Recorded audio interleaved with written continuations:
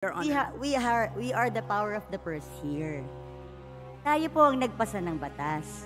Yung pera na in-earmark natin, mahirap po na ginagamit, tapos pag kailangan na, sasabihin mo, pag kailangan na, nandyan. Paano kung wala? Hindi ba ganun yung mga estafa cases? Hindi ba ganun yung mga pyramiding scams? Na pagka umutang ka ng pera, for such a, di ba, tapos biglang pag kailangan na, hindi mo na makuha. Pwede mo i-demanda yung taong yun. Ang sinasabi mo kasi, at any given time, ang defense mo is at any given time, pwedeng hingin ng free wifi yung budget. Eh, paano kung walang pera ang gobyerno? Sa akin, hindi yung it's readily available. That's not the point. Ang punto dito, pwede bang gamitin para sa ibang bagay ang cash na inalat ng Kongreso para sa isang particular na bagay?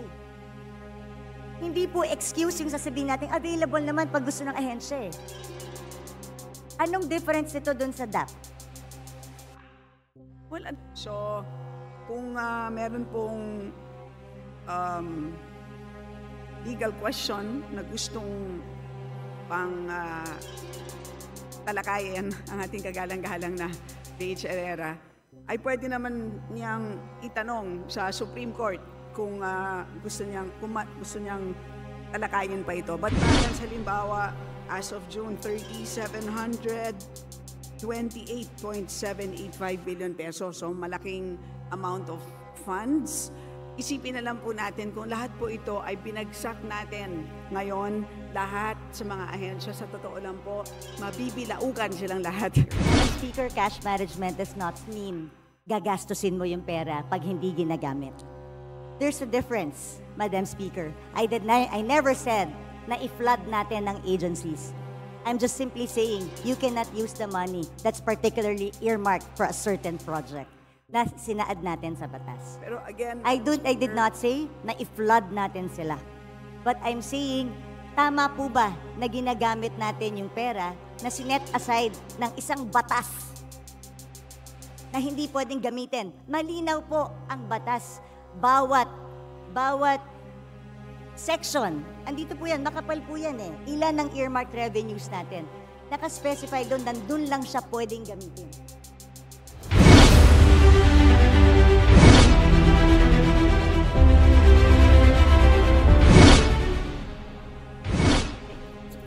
Thank you, Madam Speaker. Magandang hapon, magandang umaga po, or tanghali na pala. Madam Sponsor, my first question is with regards to the status of contract of service and job contracts, since DBCC naman ito dun sa special provision. Madam Sponsor, yung regarding din sa inquiry ko before on solo parents, because on our law, sabi, they are entitled. Kahit job contract sila, job order or contract of service sila, they are entitled to the 7-day leave. So I think this is an opportunity, pwede bang isama natin sa special provision para i-clarify sa lahat ng agencies that they are qualified for the parental leave of 7 days. Madam Speaker, umaandar po yung oras. Madam Speaker, we are checking the joint circular.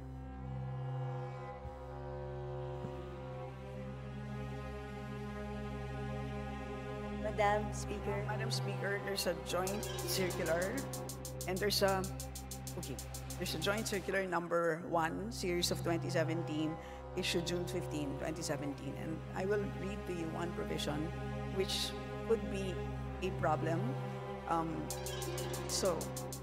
I'll read to you the provision verbatim. The services of the contract of service and job order workers are not covered by civil service law and rules, thus not creditable as government service.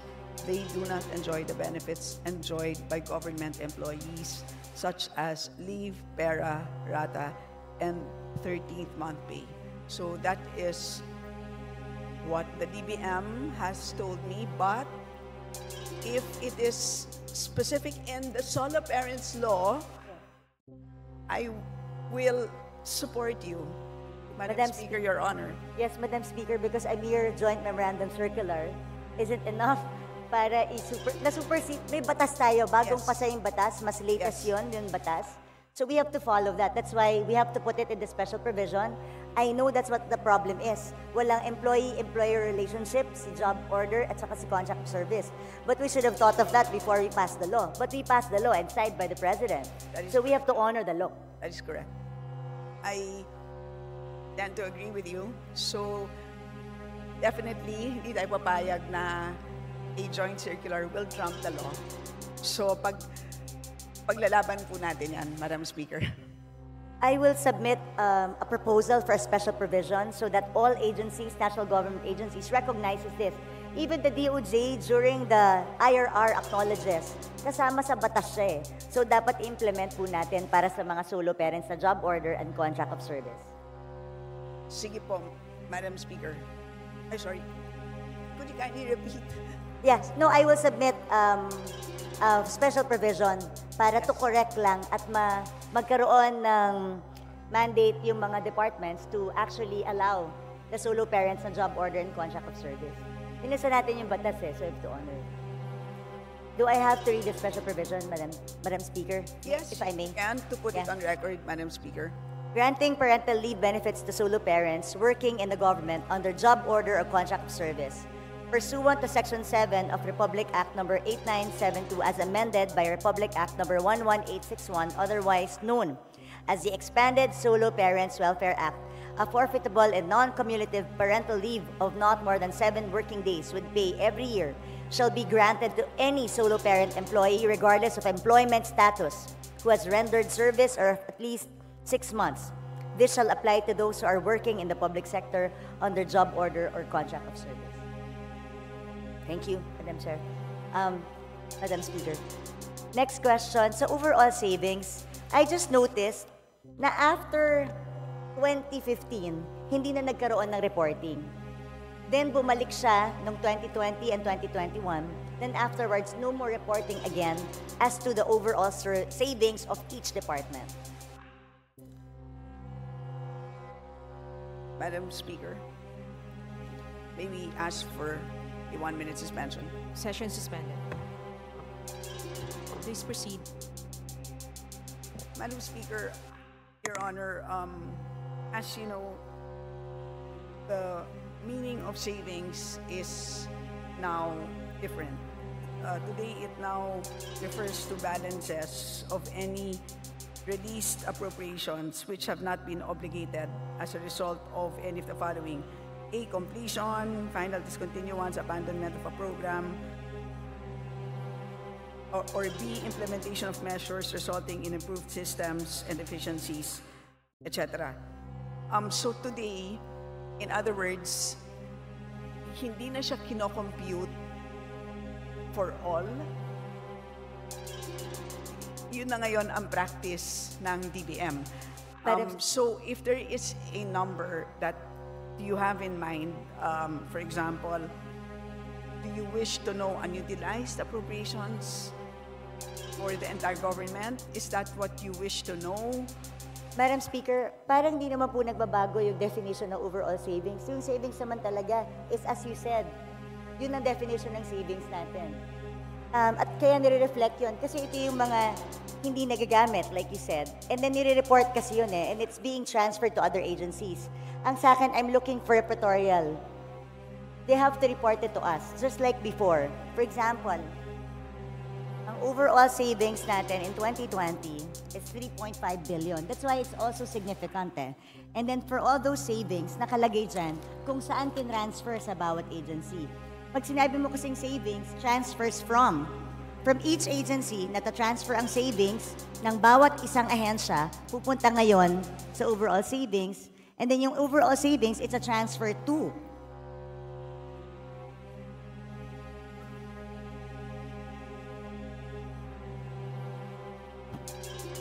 Madam Speaker, it can be provided, but they don't have the figures now. Madam Speaker, yun po yung point ko. Bakit nawawala yung report ng overall savings? Dapat nakikita po natin yon dito sa Kongreso kasi savings po yan na hindi na po alam ng Kongreso kung saan napupunta. And it's part of our obligation to know where these savings are. Saan nanggaling? Kasi that's where we see how efficient ang ating mga department. So baka pwede pong isubmit sa atin today para makita po natin.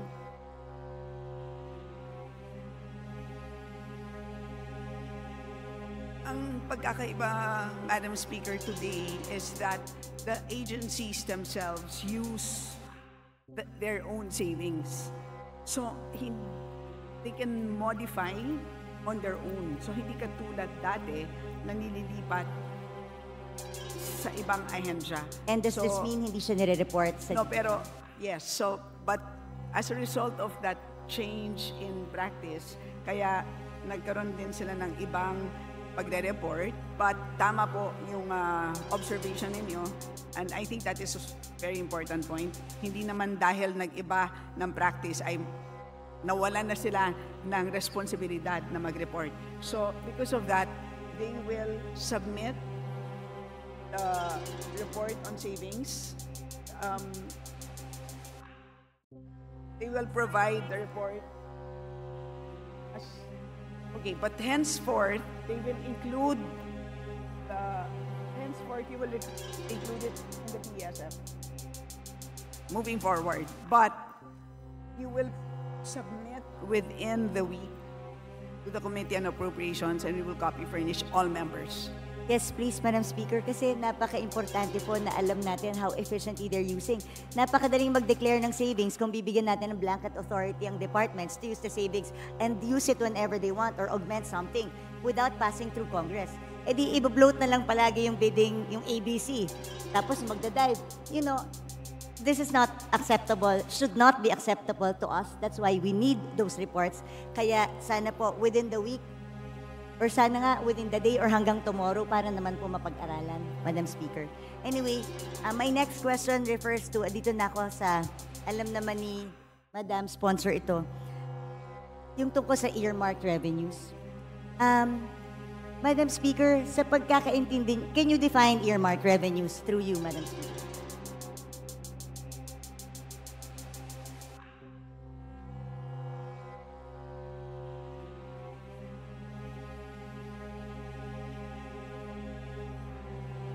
Earmarked revenues, Madam Speaker, are identified revenues required by law to be used for designated activities, benefits, or purposes which can be either classified as use of income or special account in the general fund or SAGF.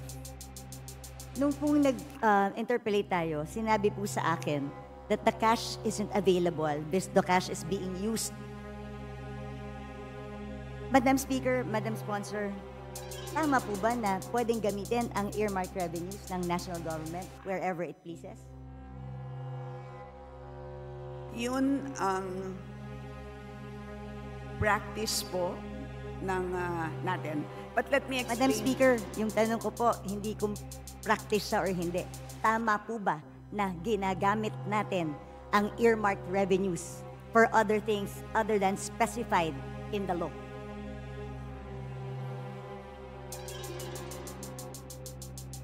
Madam Speaker, if I may be allowed, Yes. parang po siyang, if I may use a comparison, parang kung tayo po ay nagde-deposito sa isang bangko, nagdeposito tayo ng 100 piso, iniwan natin sa bangko yung ating 100 pesos. Habang hindi natin kailangan yung 100 pesos na yan, ini-invest ng bangko yung 100 pesos na yan. But at any point in time that we demand 100 pesos plus the interest, dapat ibibigay sa atin ng bangko yung pera natin. At any point in time that we want it, it must be available. So ganun po ang konsepto ng earmarked revenues. Congress earmarks a certain portion, inokolekta ng ahensya ang revenue, dinedeposito sa treasurer, habang hindi ginagamit ang cash, gagamitin muna ang cash sa pagpapatakbo ng buong government kasi po ang pangongolekta ng buwis hindi naman po January 1. meron na tayong buwis. Paano natin babayaran ang sweldo ng ating mga page, ang sweldo ng mga government employees? Wala po tayong ibabayad sa inyo na sweldo kung hindi natin gagamitin ang cash na yan. Pero at any point in time that an agency demands those earmarked revenues, the Treasury must be able to make those funds available. Ganyan po ang ibig sabihin ng earmarked revenues. Madam Speaker, saan po nakasulat na ganun ang ibig sabihin ng earmark revenues? Na pwede siyang gamitin pag hindi ginagamit pa. Kasi malinaw naman po, earmarked accounts and funds are not, the legal basis of an earmarked revenue could be a law, a presidential decree, or international agreement. Bawat earmarked revenue may batas. At walang blanket authority doon na sinasabing pwede mo munang gamitin habang hindi ginagamit ng agency. Gusto ko lang po makahanap ng legal basis. Mula umpisa, asan po ang legal basis na sinasabing pwedeng gamitin ang pondo na in-earmark natin for another thing? Kasi yung cash naman, hindi pa ginagamit ng ahensya. So hiramin ko muna. Paano kung hindi ko na maibalik? Paano kung hindi na tayo makautang? Hindi po ba pag regular ka na tao, ginamit mo ang pera na hindi para doon? Qualified theft na to. O kaya, pwedeng technical malversation of funds if you use it for another thing. Ang tawag po dun sa libro ay Book of Accounts. So, may Book of Accounts at nandun naman po maliwanag ang balanse. So, at any point in time na kung na-question... Madam Speaker, ulitin ko, ano pong batas ang nagsasabi na pwedeng gamitin pangsamantala ang earmarked revenue?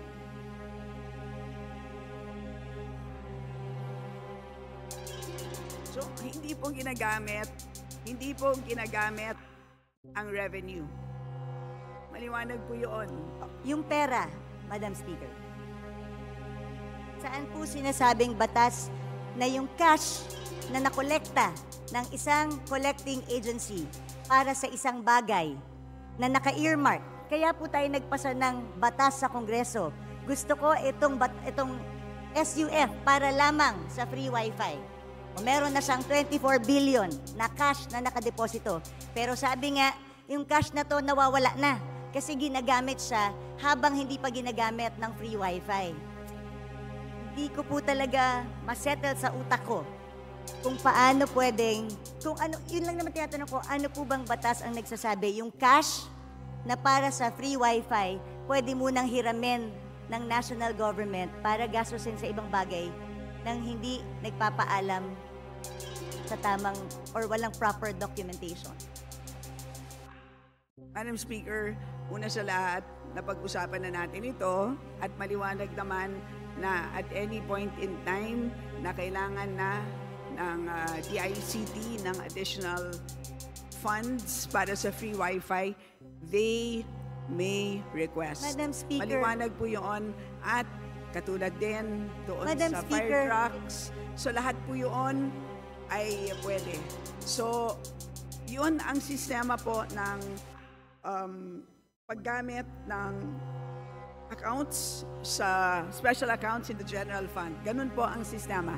Pero kung meron pong legal question ang ating kagalang-galang na B.H. Herrera, nandito naman po ang DOJ, Judiciary, pwede po siyang magtanong ng legal opinion, ng opinion mula sa DOJ because that is really beyond us. Hindi po ako hindi po kami makakapagbigay ng isang legal opinion. Yun ay pwedeng hingin sa DOJ, Madam Speaker. Madam Speaker, Your Honor. we are the power of the purse here. Tayo po ang nagpasa ng batas. Yung pera na in-earmark natin, mahirap po na ginagamit, tapos pag kailangan na, sasabihin mo, pag kailangan na, nandyan. Paano kung wala? Hindi ba ganun yung mga estafa cases? Hindi ba ganun yung mga pyramiding scams? Na pagka umutang ka ng pera, for such a, di ba, tapos biglang pagkailangan na, hindi mo na makuha. Pwede mo i-demanda yung taong yun. Ang sinasabi mo kasi, at any given time, ang defense mo is at any given time, pwedeng hingin ng free wifi yung budget. Paano kung walang pera ang gobyerno? Sa akin, hindi yung it's readily available. That's not the point. Ang punto dito, pwede bang gamitin para sa ibang bagay ang cash na inalat ng Kongreso para sa isang particular na bagay. Hindi po excuse yung sasabihin natin, available naman pag gusto ng ahensya eh. Anong difference ito dun sa DAP? Well, ang tawag po dito, Madam Speaker, ang tawag po dito ay cash management by the national government, and this is under Executive Order number 449. Yan po ang mandato ng ating National Treasury. So, kung meron pong legal question na gustong pang talakayin ang ating kagalang-galang na PH Herrera, ay pwede naman niyang itanong sa Supreme Court kung gusto niyang talakayin pa ito. But as far as we are concerned, at any point in time na hihingin ng ahensya ang earmarked revenues na yan, dahil maliwanag po, mas maliwanag pa sa alas 8 ng umaga ang balanse nila, ay demandable po yan. Madam Speaker, hindi nga po maliwanag sa tirik ng araw yung balanse. Alam mo yun. Hindi maliwanag kung magkano ang balanse ng mga earmarked revenues dahil natatraffic sa Bureau of Treasury. You and I both know that. Natatraffic ang kanilang balanse sa Bureau of Treasury because nagagamit ang pera tapos naghihintay ngayon ng balancing or reconciliation. Madam Speaker, this is not a legal question. It is also a management of cash question. Dahil at the end of the day, nangungutang nga tayo dahil kulang yung pera natin eh. So paano kung biglang may magandang programa ang isang departamento? Can we assure them that there's cash? So bigla tayong we earmark this certain, ini-earmark natin ito sa bawat use niya. Kasi gusto nating i-make sure that the money is there at lagi siyang pwedeng gamitin. Tandaan natin, if yung humihiram ng pera ang may control kung anong ibibigay niya, then magdadamot ako ngayon sa pagbibigay kasi ginagamit ko eh. So they have the control eh. If you have the control, diba? Kunwari ikaw ang may control ng pera, kung ano ang pwede mong gamitin at hindi.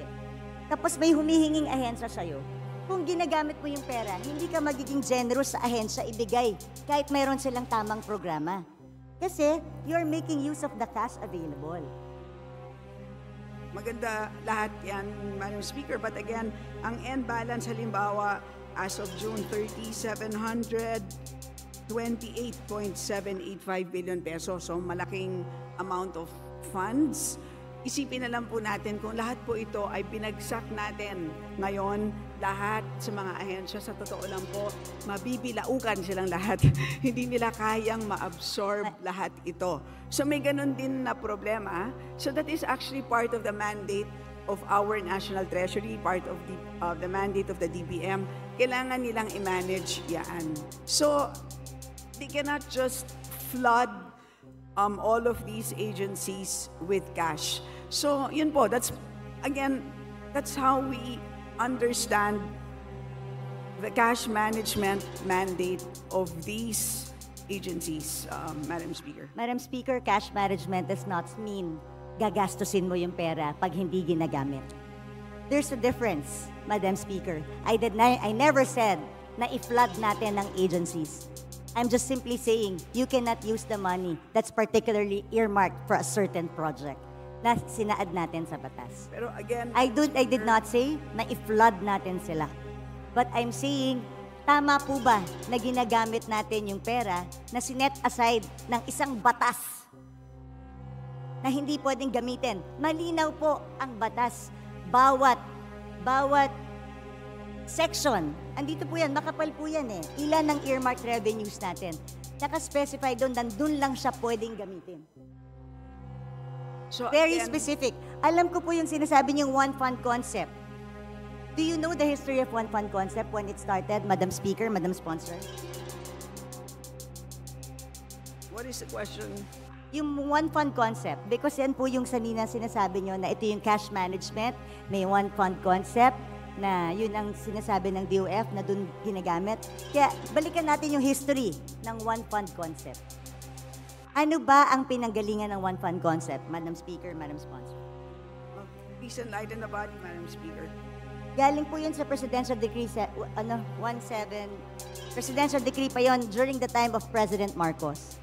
Na lahat ng dormant accounts, yung mga off-budget accounts, yung mga lying around funds, yun ang pinagsama-sama. Wala po dong nakasulat any mention of earmark revenues. At since 1977 pa po yung Presidential Decree na yun. Hindi pa po na-amend or napalitan ng panibago. Ang sa akin naman, gusto ko lang ilagay sa tama. Pwede naman nating lagyan sa special provision kung talagang gustong gamitin itong pondo na to. Pero ang tanong ko, hindi ba dapat natin malaman sa Kongreso kung saan, kailan hiniram yung 700 billion? Kunwari may 700 billion, anong portion ng 700 billion ang hiniram? Hiniram para sa anong bagay? Tama ba na walang report sa atin na hiniram yung perang to? Tama ba na hindi nag-report sa agency? Kunwari, ako si DICT. Ang alam ko, meron akong 24 billion. Tama ba na hindi magpapaalam sa kanila? Pwede bang hiramin namin ang cash na ito para magamit namin sa ibang bagay? So, Madam Speaker, again, babalik po ako dun sa aking analogy earlier. Ang bangko niyo po ba, tuwing ini-invest yung 100 piso na dineposito ninyo, ay tinatawagan ba kayo para Ay, kung paano Madam Speaker, kung ako po ay hindi nag-authorize, pwede ko pong sabihin sa bangko, huwag niyong galawin itong certain portion na to. Because tandaan niyo, hindi mo pwedeng i-relate sa bangko to. Batas ito. May blanket kang pinirmahan sa bangko. Nung nagdeposito ka, alam mo na pwede niyong gamitin para invest. That's part of the contract you paid for when you opened the account. Pero ito, batas ito na pinasa natin na earmark ang certain fund for a certain thing. Wala tayong authority na binigay doon sa ating batas o habang may cash, habang hindi ginagamit, pwede nyo gamitin, national government, kung saan nyo gusto. Pag kinapos tayo, gamitin nyo na. O basta siguraduhin nyo, pagkakailangan ko na, ibalik nyo sa akin. But again, Madam Speaker, what is important is the balance. Paglilinaw lang po kung ano ang balanse ng bawat fund ay intact po yan. Napakahuhusay po ng ating mga empleyado sa ating treasury. Complete po yan. So lahat po ng mga dinadagdag po dyan, lahat ng binabawas, intact po ang balances. Issue lang po because we have a ceiling at every point in time. Today, ang hinaharap natin na ceiling is 6.352 trillion pesos. Can you imagine kung pinasok po natin itong 728 billion, mauubos yung 6.3 ng 728 billion ng in-earmark ng Kongreso. So paano po yung mga programa na gustong ipatupad ng ating national government? Yun ang mangyayari dito. How will our national government function kung lahat po ng ating earmarked revenues ay pinasok natin lahat doon sa ating total budget ceiling? So yun po ang napakahirap na trabaho ng ating DBM or DBCC. So yun ang naging, ang ganda nga ng konsepto, di ba, ng cash management. So that's what it is. So, in other words, when you deposit money sa bangko, the exact 100 pesos, serial number 0001, hindi naman yun yung the exact bill na isasoli sa'yo once you make a withdrawal. Diba? Ang usapan lang natin ay nagde-deposit ako ng 100, at any point in time, you are entitled to 100 pesos, any serial amount, any serial number plus interest, di ba? Yun naman po ang binabantayan natin. Madam It's the Speaker, same concept that we are using for cash management under the National Treasury, Madam Speaker. Madam And to Speaker, remind so you, with the Honorable same, Herrera, that you have 3 minutes more. Madam Speaker, with the same concept, paano yung mga nagsarang bangko? Dahil ginamit nila yung pera eh. Nag-overuse sila ng pera ang diniposito ko eh. So nung nag-withdraw ko, hindi na mabalik sa akin dahil nagsarado yung bangko eh.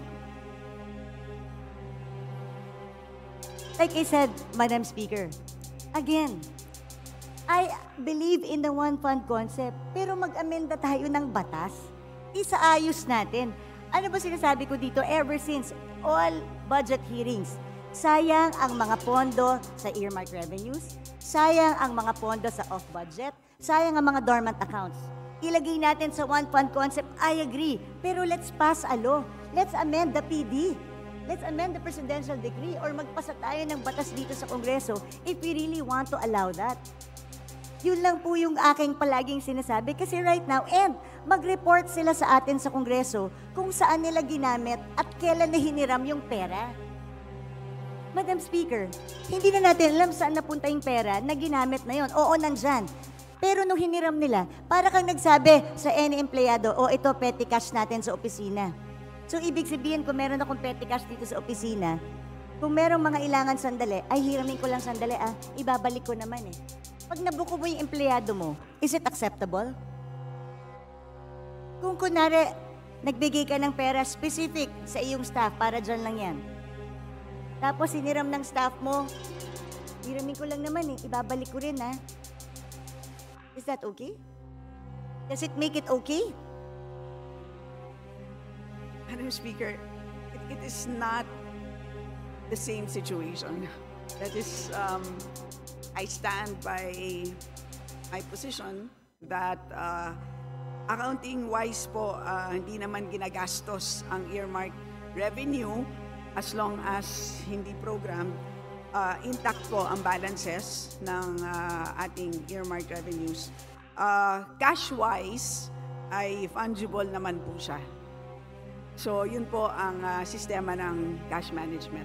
Kung may problema po ang ating kagalang-galang na BH Herrera, again, of course, she's free to file a resolution, file an inquiry, file or solicit an opinion from the DOJ. So, Madam Speaker, paano nga pag hindi na ibalik? Paano kung walang pera yung gobyerno? What happens now? Because ginamit natin for other things, pinambayad natin ng utang. Is that your last question, the Honorable Herrera? Well, I would like to put this on record dahil meron One pa more naman pong minute. second round. While the earmark revenues may be pooled to the general fund under the one concept, the fact that these are not readily available cash resources but an obligation suggests a shift from the one fund concept to misappropriation. The remittance of the earmark revenues recorded in special accounts has merely become a means to circumvent the purpose of earmarking, allowing physical possession and access to these earmark revenues, which under the Republic Act is, like you said, 700. So, Madam Chair, Madam Speaker, Madam Sponsor, sa akin ilagay po natin sa tama. At mag-report po tayo. Marami po tayo. Pwede po natin lagyan ng special provision na i-report sa atin kailan nila hiniram ang pera.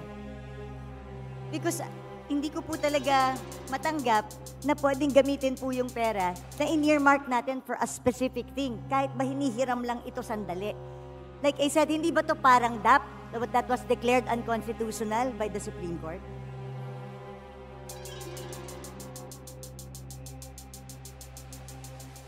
To the Honorable Stella, your final statement to the last queries of the Honorable Herrera. Yes, Madam Speaker, thank you for sharing your thoughts on the matter.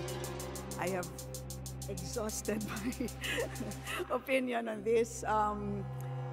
As I said, there's the DOJ, perhaps, who can weigh in on this, and the rest of the members on the matter. Majority Leader. Madam Speaker, basahin ko lang po itong Section 37 ng PD 1177. It states that even the presidential decree of the one fund concept does not even allow it. It says here, all monies appropriated for functions, activities, projects, and programs shall be available solely for specific purposes for which these are appropriated. Even the presidential decree na pinapapool lahat sa one fund concept, exception yung naka-appropriate for a specific thing. So, Madam Chair, Madam Speaker, I've exhausted my time. Meron pa namang ibang agencies, nandiyan pa yung DBM, DOJ. I'll just continue. Magkaiba po ang appropriation, which is an authority to spend, versus cash. Magkaiba po yun. That's my final statement. Madam Speaker, Thank you. well, anyway, susunod na po ako. Majority Leader.